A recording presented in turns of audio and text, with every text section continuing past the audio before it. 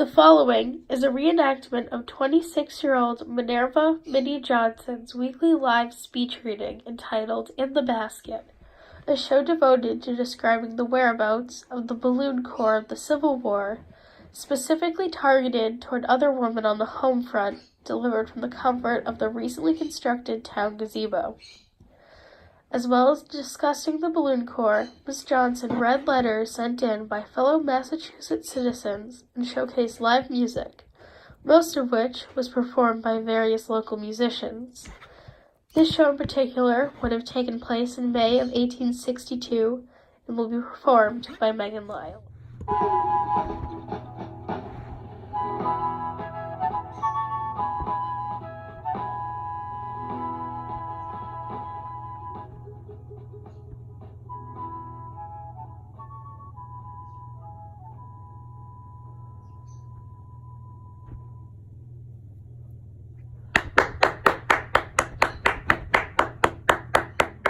Good morning. You were just listening to Battle Cry of Freedom by George F. Foote, performed to you by the lovely Jefferson Pierce.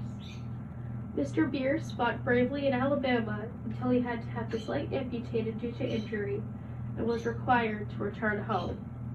Mr. Pierce, thank you for your help in the Union effort, and we wish you health and recovery ahead.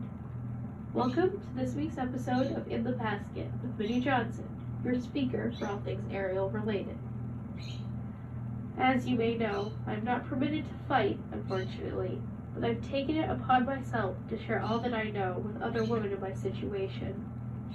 Special regards to women such as our very own Clara Martin, who is off caring for wounded soldiers on the battlefield. Your efforts are appreciated. In today's episodic letter reading, local mother and avid listener Gwendolyn Elcott wants to thank all those, like Miss Martin, who have kept her son alive and safe. Remember that all information expressed in the show is the product of letters and first-hand accounts of Balloon Corps members. All submissions are welcome. Telegrams may be monitored, but letters are not. Before we formally begin this week's episode, in which we will discuss the introduction of ballooning into this war, you must first understand the importance of the purpose of ballooning, reconnaissance. Reconnaissance, otherwise and more simply known as observation in battle, is significantly important when drafting strategies. One needs to know the situation in order to respond. Factors that scouts will look for include obstacles or surprises in the terrain and general enemy activity. It is valuable to understand what the enemy is planning. Scout reports must be delivered quickly and found based on a clear objective. When surveying an area, a scout must be aware of their surroundings, and movement is imperative. A scout must be aware of all exits and entrances. Now on to our regularly scheduled discussion. Thaddeus S.C. Lowe and John LaMountain changed the ballooning industry from carnival performance to strategic effort by introducing balloons to the Union as a means of observing the Confederacy. Lowe even presented balloons to President Lincoln himself last summer. As important as this transfer of information is, however, the design of the vessel can make it quite hard to take seriously. Generals are often hesitant to use formerly frivolous mechanisms during war. It was quite controversial not too long ago when Lowe warned the Union of Confederate attack in Virginia, which civilians have taken to calling the Battle of the Seven Pines. Lowe, after the battle, contracted an unfamiliar malady, and we were anxiously hoping for his recovery. In other news, the Balloon Corps is currently observing Savannah, Georgia, and the Army of the Mississippi trying to take over New Madrid, Missouri. Our balloons are tethered and do not fly long distance. Much to the embarrassment of many balloon enthusiasts such as myself, long-distance flights manifested risk for disaster when, on multiple occasions in the early days of wartime ballooning, free-flying balloons were blown into Confederate areas in Virginia.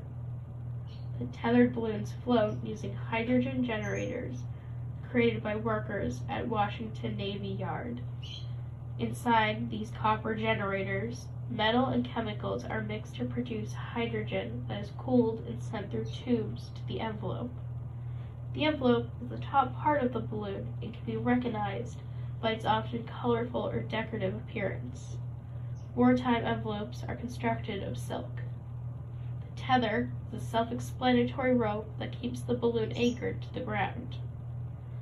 When reconnaissance balloons were still a young idea, Low Mountain kept watch over the Confederacy from a balloon tethered to a steamboat called the Fanny. It takes 30 standing soldiers to deploy a balloon, which can be very dangerous as they can be attacked by land-faring enemy soldiers. Although it is dangerous and often misjudged, ballooning is very important as it demonstrates reconnaissance, a vital piece of strategizing. I hope to see this military opportunity grow and develop. Many will say that it is frivolous, but beneath the frivolity is a genius spirit. That is, unfortunately, all we have time for today. Thank you for attending, and hopefully I will see you next week. Goodbye. Thank you for listening to this edition of our growing collection of Civil War audio reenactments. To conclude, the Union did indeed capture New Madrid, Missouri, when Confederate soldiers were witnessed and thus attacked on the Mississippi River's Island No. 10. The Corps, however, was never recognized for their efforts by the Union General, General Pope.